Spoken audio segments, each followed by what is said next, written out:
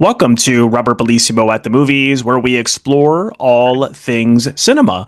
I want to welcome to the show Karren Karagulian, who is an actor who has appeared in some incredible Sean Baker movies, which include Four Letter Words, Takeout, Prince of Broadway, Starlet, Tangerine, The Florida Project, and most recently is ANORA, which is out now. Karren, welcome. Thanks so much for doing this. Thank you, Robert. Thanks for having me. Anytime. I'd love to just go back because I know that you're from Armenia and you moved to America in 1990, I believe. What brought you to America? Actually, my little cousin was sick here, and his mom's visa got expired, so I came to take care of him and stayed like that. I see. And I understand that you met Sean Baker at NYU. What were you doing hanging out around NYU to have met him at the time? Yeah, so a friend of mine is actually our mutual friend, was studying at NYU, and that's how I got to hang out with NYU kids at that time. And that our mutual friend Kurosh, he was making his debut short film when they were graduating NYU, and he asked me to be in it. And Sean was, I think, producing it at that time. And, from then on, whenever he wrote any films or did anything in the movies, he wrote me parts. So we've been together since. And I know it's incredible. And I understand that. I know we already said this before we started recording, that you both found a mutual love for the film, which I also love, Once Upon a Time in America. Were you surprised that someone would share your passion for that film? Because at that time it wasn't as well known as it is now, I think. Yeah, no. Sean is a movie buff. He has seen probably every film on Earth. I know. So it doesn't matter, good film, bad film. If you tell him, and he's been this way all his life. It's not like then he was that way. Now he's different. He's the same guy. He lives film. He eats film. He breathes film. He's like the true artist. He's a film guy. Yeah, no, I can listen to him all day talk about movies, and his taste is so diverse. I mean, some of the things he likes you wouldn't expect. Some of the sort of genre films are completely different than the kind of films he makes. When you came to America, what kind of work were you doing? I understand you were repairing rugs and things like that. Yeah, how do you know that? I was looking for a job for about 6 months, and then the first job I found was in repairing rugs. And the guy who was hiring me said, "Do you know how to repair antique rugs?" And I was as far from antique rugs as Mount Kilimanjaro from New York. So I said, "Yes, of course I do." He gave me this rug to repair. Of course, I ruined it, but I learned. So that was my first job. It was $160 a week. Sorry, go ahead. But that saved me because I needed to work. Of course, yeah. Yeah. What was it like? I imagine it was scary to have moved to the States from Armenia. What was generally the feelings from arriving to such a different country? That's a movie on its own, that story. But just to say it short, it's hard. It's hard. When I came, I was by myself, and those days Soviet Union did not allow you to bring any money. So I had like $200 in my pocket, plus I had my little cousin here.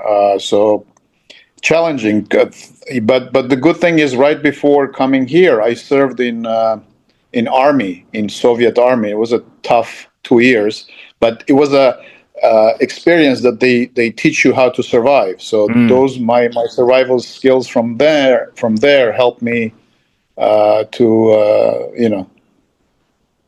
to go through the bad, difficult times in the beginning. Right, right. And I know that you didn't study acting before working with Sean and other filmmakers, and that you appeared in their films in order to help them out initially. Yeah. How did you feel in front of the camera for the first time? Did you take to it immediately, or did you gradually have to, build your confidence with it? No, that's interesting. I never thought about that. That's a good question. I never had like take after take type of thing. I always, first take, two takes, take two, maybe take three, and done. And those days, I never thought about acting like a professional actor should be thinking about acting. It was like a do me a favor here, do me a favor there, boom, boom, boom, done. Let's go. Let's move on. Right? The first time I thought I thought to myself, I want to become an actor when I grow up, I was already 40 years old. And we were like a couple of movies in. So, I don't know. It's been, I always say that when you're an immigrant, it's very hard to find yourself. And when I act, I kind of feel like I get in touch with something really, really deep inside me, hidden somewhere that I never got to explore fully, and that tickles me. That makes me happy. So I enjoy it.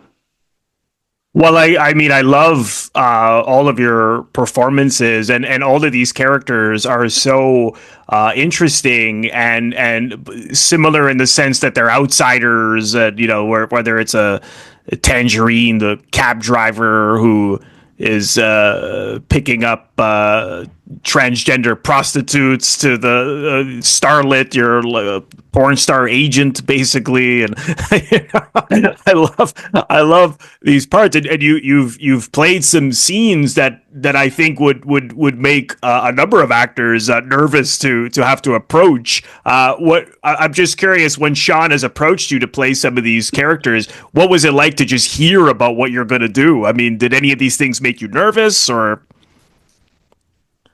The only one that made me nervous was ANORA. The rest were like, no. I mean, with STARLET, he called me up and he said, "Can you play a porn producer?" And I said, "No." And the next thing I knew, I was on set. We were shooting STARLET, similar with Tangerine, but with ANORA, because so much of our time, we started talking about Brighton Beach, Brooklyn project many years ago with Sean, since 2009. And we actually wrote a story together, for a few years, and then we were trying to finance it for a few years. It was a buddy story, a little bit more like a gangster-oriented, based in Brighton Beach. But of course, we couldn't get it financed, and I'm very happy we didn't make that, because if we had made that, there would have been no ANORA. But because this project was so close to my heart, I wanted to make sure that I can deliver 110% this time around, and I knew that he was going to ask, from all of us, including himself, a very high quality work. So I kind of drove myself to a panic attack in the preparations. That was interesting, when you're thinking like, blah, blah, blah, blah. But yeah, I mean, you always are a little bit nervous when you go in. Right. If you think about it too much, but ANORA was the one that made me. But of course, that it goes away after getting used to people, getting used to the set and production. The nervousness goes away. Mm-hmm.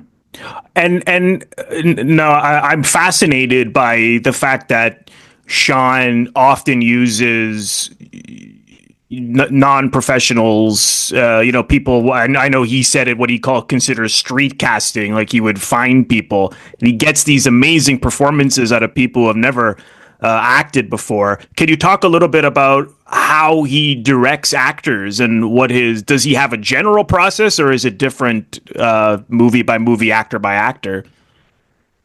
What I think, Sean says he takes the biggest pride on his casting credit for ANORA, But I think what Sean does is, first of all, he finds people he can fall in love with, and then kind of make sure they can relax in front of camera, and then kind of our sets are always surrounded with a lot of love, so people can relax in front of camera, and there is not too much directing involved. He kind of lets actors do their own thing, and of course he's going to monitor and watch, and of course give notes. But the most important thing about casting is that he finds the right person to do it, and he lets the actor bring in what actor can bring in, like his own or her own, to the set. And often, he will allow us also improvising. And if he likes the improv at that moment, he would change the entire thing to fit the improv. I was reading an interview with Dree Hemingway from STARLET, and she was saying there was a lot of improvisation in STARLET. But does he still want everybody to come in with everything memorized from the script, and then maybe it's a little open-ended, or is that generally how? Yeah. No, yes, of course. You have to come in prepared. Right. But he also wants to see your take on it as a person, as a human, as an actor. And, if he likes it, things are going to change. And I understand you found a number of people who were Armenian, like Tangerine, for example, in your storyline. How did you find some of these people? Was it a traditional casting call, or was it people you knew, or how did you? Because there were wonderful actors in that film as well. Yeah, no, I got really lucky because at that moment we needed some Armenian actors in LA, and they happened to be at that moment in LA. So I saw an Armenian actor, Arsen Grigorian, who is a good friend of ours, me and Sean's. Accidentally, he was visiting a friend of mine, and I called my friend. I said, this is an Armenian actor. Can I talk to him? So, it evolved like that. There were some actors also visiting LA at that time. I reached out. So we got lucky. We really got lucky. Everything kind of movie magic. Yes. Movie magic. The movie angels. Yeah, movie angels. I must say one of my favorite films of his is, which I was so glad Criterion are now putting out, is Prince of Broadway. And I got to ask you about the last scene, because it's an incredibly moving scene, and you get that the Lucky gives you that letter with the DNA results of what he's trying to find out, whether, or for people who perhaps haven't seen it, or just to remind people, he's taking care of this baby. He doesn't know if it's his baby for sure, so he gets a DNA test, and he can't bring himself to read it, so he has you read it. And we don't see what it says, but you tell him, "Oh, it's your baby." You congratulate him, but then you put the letter in your jacket and don't give it back. So, what did you tell yourself as an actor? Did you tell yourself that it was a no, or it was a yes? Or I was curious if you had a little secret there. In many of Sean's films, the ending is kind of up to audience to decide. Yeah. My take on it was no matter what it says in this letter, this child is your child now. So, yeah, that was my position going into it.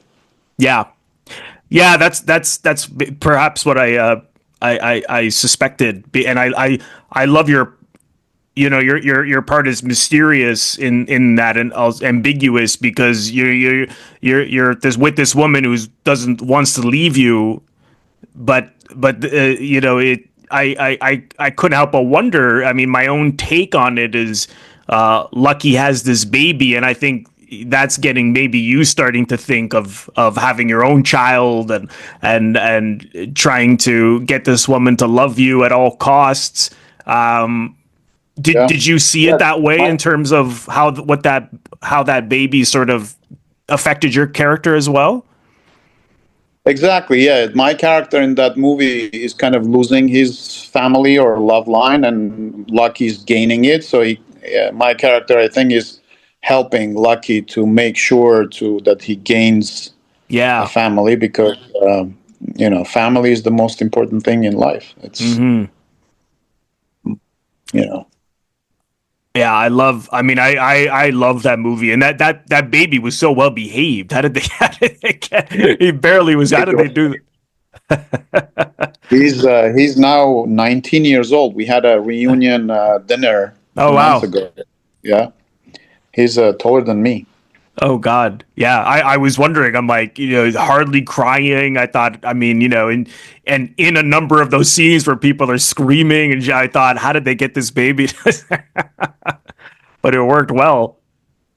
Yeah. Yeah, wonderful film. I know.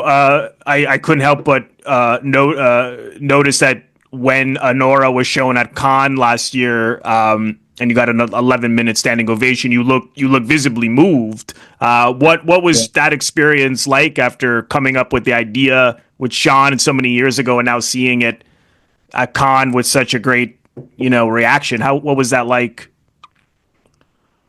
Uh, you know, it was surreal being in that theater with that audience who are movie lovers, and the feeling that energy. And that was the first time I watched my film. And by the way, that was the last time I saw the film in a theater. I kind of want to keep that special experience in me until the next time I'm going to have to watch it in theaters.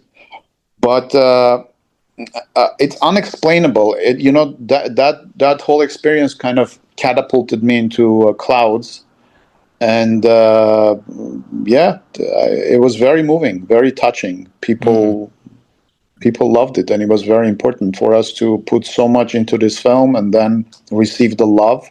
Yeah. Very, very special. Very special. I understand that you quit the business in 2017. What made you decide you didn't want to do it anymore at that point? Uh, I I uh, I started going into auditions. I was auditioning a lot, and rejection after rejection, rejection after rejection. I was not understanding how to deal with that energy, or that uh, that kind of auditioning and getting rejection. It's a very hard thing to deal with. Then I learned, of course, but um, what was the final point is when I went to one audition, and I was auditioning for this big TV series, and the casting director said, "I really like you. I want to find something for you, but this part doesn't work. Well, hold on, let me find you something." So she went through her papers, and she said, "Oh, here, you're a restaurant host, and all you have to do is say hello. How are you?" So at this point, it was a matter of principle for me to get in. I wanted to get something, right? Mm-hmm. And at that point, I already had few lead roles. I know I got it. I know I can act. So she said, "Okay, go ahead, say hello, how are you?" So I said, "Hello, how are you?" One more time. Can you change it a little bit? Hello, how are you? This way, that. So at the end, she said, "Sorry, it doesn't work." So I came out. I'm like, "What? Even hello, how are you doesn't work for me." So I guess this is not. I'm not doing the right thing. So of course there were other circumstances that affected my decision, but I fired my agent, and I just said, "You know what? I'm wasting my time. This is not for me." And I quit. But thank God Sean didn't quit on me. So Right. he, yeah, He brought you back in. he did. Yeah, of course I quit, but I still did little things that kind of touched my heart, like little Mm. shorts, this and that. But Sean never gave up on me, and I'm forever grateful to him for that. And that now, after having all this experience, have you sort of do you approach every part in a similar way when you look at the script, or have you kind of developed your own technique, so to speak? No, I don't have a technique. I am not a professional actor, so I don't have a technique, but I wish I can learn. And as it goes, I'm learning more and more in this about this profession. But I still don't have a good technique of auditioning. I wish I did, but I'm again, because I don't have probably acting education, or even though I'm acting for 30 years, I don't know how to audition well, or things that other actors do. I don't rehearse much. Maybe perhaps I should, but anyway, I never thought about the technique. Maybe I will now, but Well, it's I mean I haven't. you're right. Good way your career has been so unique to have worked with this brilliant artist, which actors will spend years trying to get to, and so you're sort of going backwards, so to speak. Because I'm an actor myself, and I know what you mean. You go for a lot of things, one line, hey, how's it going, and commercials, and the opportunity to work with someone like Baker, is a great filmmaker, is like hitting the lotteries. So it's very interesting for me to hear that. Now you're going from such a great filmmaker and then trying to figure out how to pound the pavement and Yeah, audition and everything. true. Yeah, And is because that what? Sorry, go ahead. Go ahead.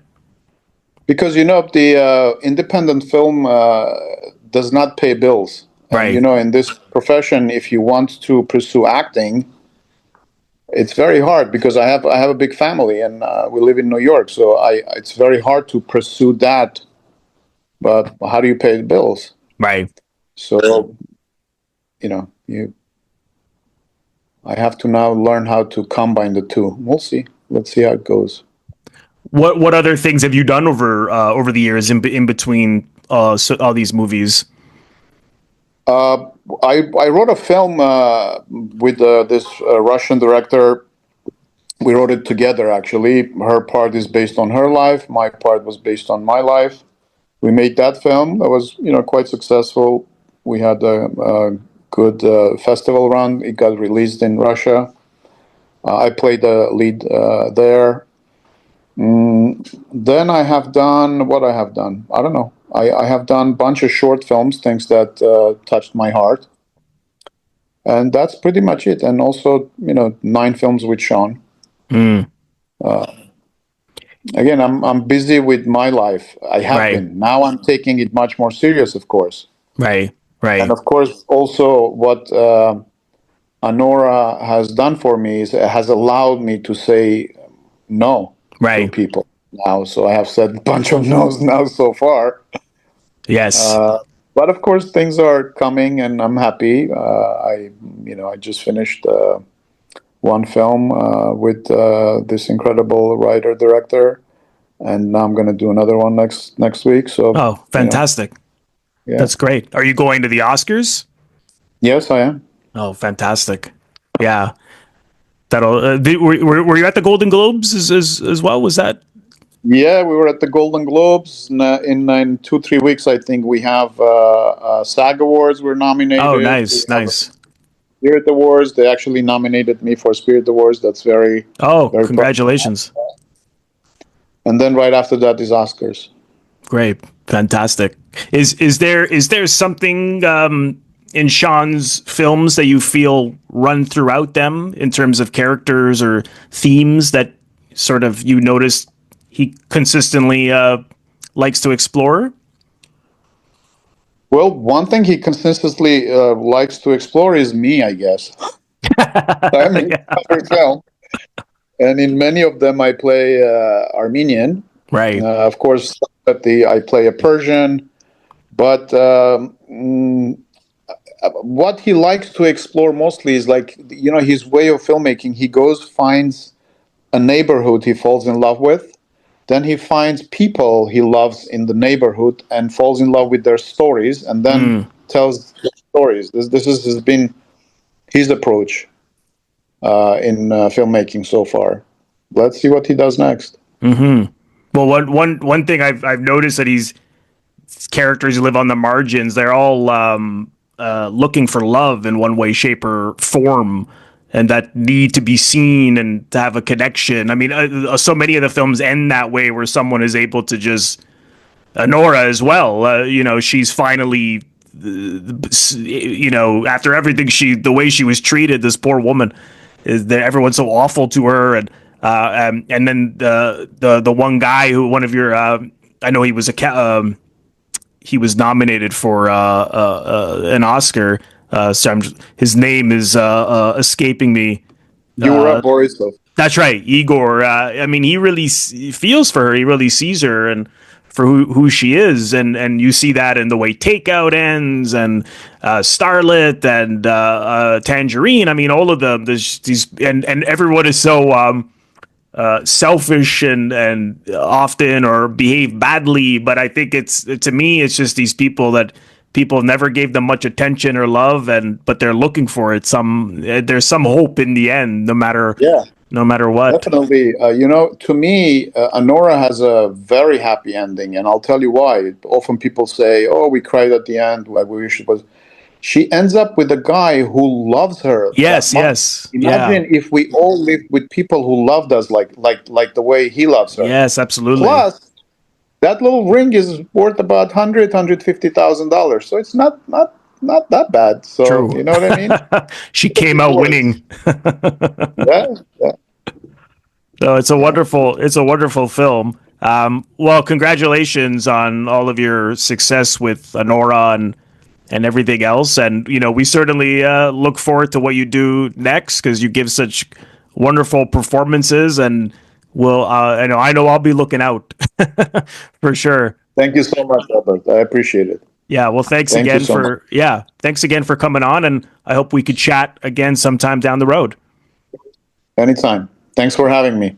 Anytime, and thank you all so much for watching. I want to thank all of my members on Patreon. If you're interested in becoming a member of my Patreon, head over to the link, patreon.com/Robert Bellissimo at the movies for full details. You can also leave a donation, or what I call a tip, by clicking the thanks link, which you will find directly below the video frame. Just click on that and you can leave a donation if you choose to. Of course, I would greatly appreciate that.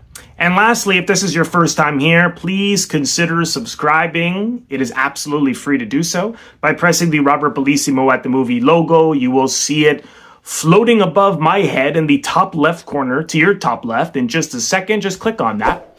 And then click the bell in order to get a notification every time I release one of my new videos. I would also really appreciate if you leave a comment, share the video, like the video. All of these things create traction onto my YouTube channel and really help share the video far and wide, and the channel in general. So thank you so much for doing that, and I will see you all in the next one.